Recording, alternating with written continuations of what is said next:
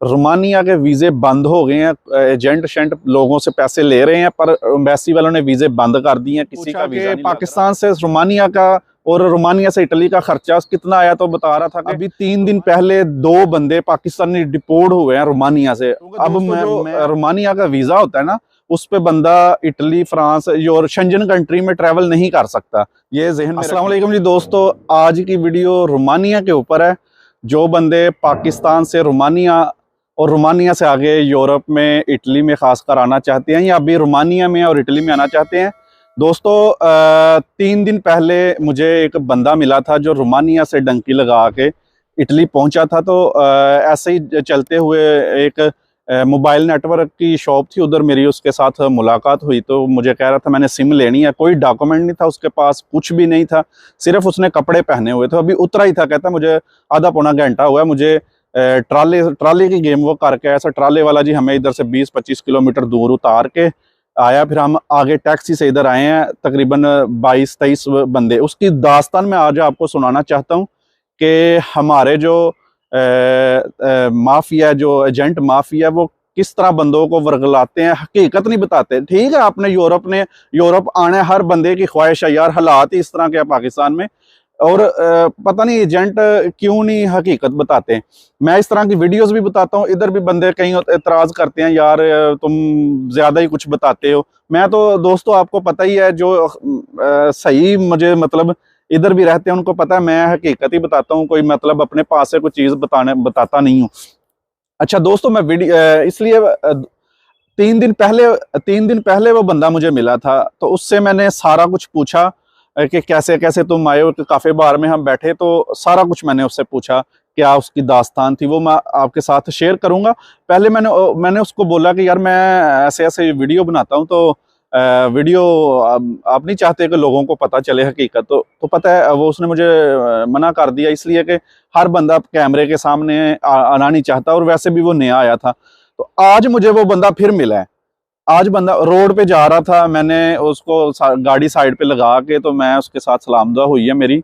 उसके साथ एक और बंदा था, तो मैंने उससे पूछा क्या अपडेट है, कोई रिहाइश मिली है कोई कैंप में, या क्या सिस्टम है, असाइलम हुआ है।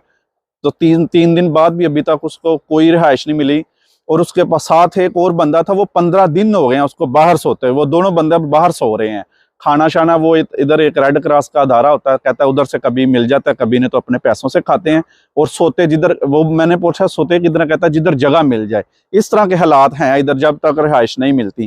तो मैं उसकी आपको स्टोरी सुनाता हूँ कि वो पाकिस्तान से रोमानिया कैसे आया, रोमानिया से फिर उसकी क्या मजबूरी थी कि वो पैसे लगा के ट्राले की गेम करके इधर आया है। तो दोस्तों मैं जब उसको मिला हूं, तो मैंने उसको काफ़े की ऑफ़र की। तो खैर उस बंदे ने काफ़े नहीं पी। आज भी मैंने उसको बोला यार आज जो काफ़े पीती हैं, तो कहते नहीं यार, उस दिन तो कह रहा था कि मैं पी के निकला हूँ। तो मैं उससे फिर पूछना शुरू हो गया। उसने मुझे बताया कि मैं पाकिस्तान से रोमानिया आया हूँ एजेंट के थ्रू। मेरा तकरीबन 10 लाख रुपए का वीज़ा था। तो मैं वीज़ा लगवा के रोमानिया जब आया हूँ, तो मुझे दोस्तों देखो रोमानिया का कोई इल्म नहीं है, कोई पता नहीं है सही से कि क्या सिस्टम होता है। मैं ऐसे ही आपको बोलूँ कि मुझे सारा पता है, मुझे कोई पता नहीं। मुझे उस बंदे ने जो बताया मैं आपके साथ शेयर करूंगा। तो दोस्तों उसने बोला कि मैं जब रोमानिया आया, तो रोमानिया वाले एक वीज़ा देते हैं 3 महीने का। पता नहीं उसका कोई कैटेगरी बता रहा था, मुझे याद नहीं है। तो 3 महीने के अंदर अंदर आपने अपना जो डी कैटेगरी को वीज़ा था वो अप्लाई करना होता है। आपका जो मालिक होता है उसने अप्लाई करना होता है। तो कहता है मैं जब इधर आया हूँ, तो मुझे जिस एजेंट ने बुलाया था वो डॉक्यूमेंट सारे कंपनी फेक थी। वो सिर्फ कंप्यूटर पे बनी हुई थी कंपनी। जब मैं पहुंचा हूं तो उधर है ही नहीं थी। उन बंदों ने फिर मुझे एक और कंपनी के पास भेजा है कि जाओ तुमने इधर काम करना है। तो कहता है मैं उधर काम करता रहा हूँ, उन्होंने मेरा वीज़ा अप्लाई किया है।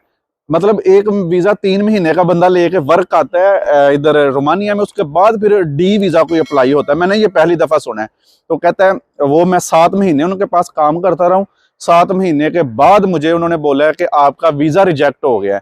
तो वीज़ा रिजेक्ट मैं सुन के हैरान हूँ, क्योंकि बंदा एक विजिट वर्क पे आया हुआ है, तो उसको फिर आगे आके मुल्क के अंदर आके वीज़ा लेने की क्या ज़रूरत है। तो मैंने तफसील जब उससे पूछी, तो कहता है इनका तरीका है तरीकाकार ये है कि जब बंदा वर्क वीज़े पे आता है तो 3 महीने का वीज़ा देते हैं। उसके बाद जब बंदा पहुंचता है तो फिर आगे फिर जो है ना वो अप्लाई करना होता है वीज़ा। 2 साल का मेरे ख्याल में बता रहा था या 3 साल का, तो वो ज़्यादातर लोगों के रिजेक्ट हो जाते हैं वीज़े। तो एजेंट ये चीज़ें नहीं बताते, तो रिजेक्ट होते हैं। तो उसके बाद कुछ लोग तो काम करते रहते हैं और कुछ उसी टाइम जो है वो फिर आगे की जो डंकी वगैरह लगा लेते हैं। क्योंकि दोस्तों जो रोमानिया का वीज़ा होता है ना, उस पे बंदा इटली, फ्रांस और शेंजन कंट्री में ट्रैवल नहीं कर सकता, ये जहन में रखें। तो ये बंदा मुझे बता रहा है कि मैं 7 महीने बाद मुझे उन्होंने बताया कि जी आपका तो रिजेक्ट हो गया है। तो उसने इसको फिर पता चल गया था 7 महीने के अंदर अंदर के क्या सिस्टम इधर होता है। मुझे उसने बताया कि जब बंदा पुलिस पकड़ती है ना एक दफ़ा, तो वो फिंगर लेती है और टाइम देती है कि 7 दिन के अंदर अंदर हमारा मुल्क छोड़ दो। फिर बंदा अगर दूसरी दफ़ा पकड़ा जाता है, फिर फिंगर शिंगर लेते हैं, फिर वार्निंग देते हैं 7 दिन के अंदर छोड़ दो। तीसरी दफ़ा जब बंदा पकड़ा जाता है तो सीधा वो डिपोर्ट करते हैं। वो मुझे बता रहा था कि अभी 3 दिन पहले 2 बंदे पाकिस्तानी डिपोर्ट हुए हैं रोमानिया से। अब मैं जैसे आपको पहले बताया, मुझे नहीं पता, मैं उसी की बातें आपके साथ शेयर कर रहा हूँ। मैं इस तरह की वीडियोस बनाता नहीं हूँ, पर आज जब मैंने बंदे को देखा ना तो मेरा बड़ा दिल ना खफा हुआ है कि यार देखो बंदा इतने पैसे लगाए और इधर आके फिर रोडों पे जलील होना पड़ता है।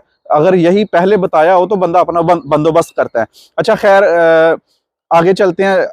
उसने जब उसका वीज़ा रिजेक्ट हो गया ना तो उसको फिर टेंशन बन गई। फिर उसने कोई एजेंट ढूंढा और कर करा के वो ट्राले की गेम करके तकरीबन 22-23 घंटे लगे हैं उसको।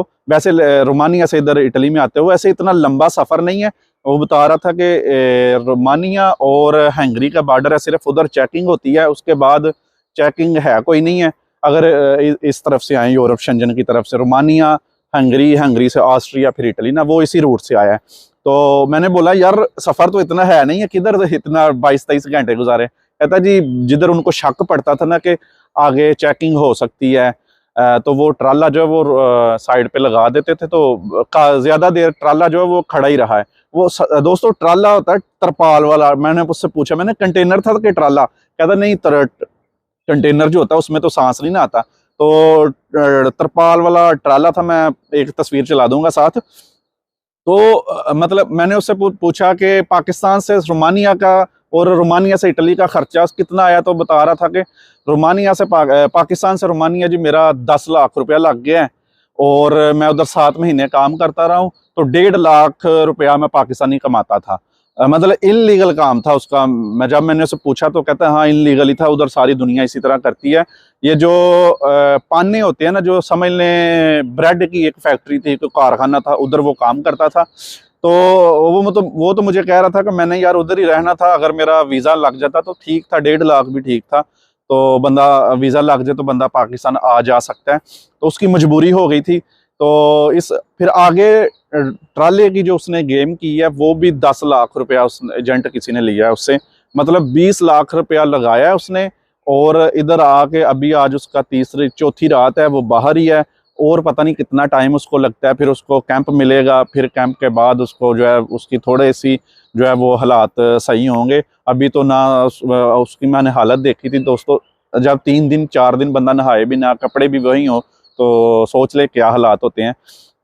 तो दोस्तों ये तरीका, ये सिस्टम आजकल चल रहा है। और दूसरा एक और बात है, वो उसी बंदे ने मुझे बताई थी कि रोमानिया के वीज़े बंद हो गए हैं। एजेंट शेंट लोगों से पैसे ले रहे हैं, पर एम्बेसी वालों ने वीज़े बंद कर दिए हैं, किसी का वीज़ा नहीं लग रहा। इतने ज़्यादा बंदे आ चुके हैं कि अब रोमानियन एम्बेसी जो है वो वीज़ा ही नहीं देती। तो मैं जितनी भी बातें आपको मैंने बताई हैं, ये सारी उसी बंदे ने मुझे बताई हुई थी। तो आपको ये वीडियो कैसी लगी है? देखें, अगर दोस्तों आपने आना है तो, क्योंकि जैसे पहले मैंने बताया हालात ख़राब ही हैं, पर आप जहन बनाएं, क्योंकि एजेंट जो है वो हमेशा अच्छे की रिपोर्ट देते हैं जी। आपको जाते सारी चीफ मिनिस्टर लगवा देंगे, तो किसी को वज़ीर इत्तलात लगवा देंगे, तो किसी को कुछ भी नहीं होता, बंदा आके जलील होता है। क्योंकि स्ट्रगल होती है, हर बंदा ही यार इस तरह आता है। आज अगर आप मुझे देख रहे हैं या किसी और को देखते हैं तो हर बंदा इसी टाइम से गुजर के आता है। पर कुछ ऐसा होता है कि एजेंट ही नहीं बताते हमें कि ऐसा होगा वैसा होगा। तो आपको दोस्तों ये वीडियो कैसी लगी है कमेंट्स करके बताएं। अल्लाह हाफिज़।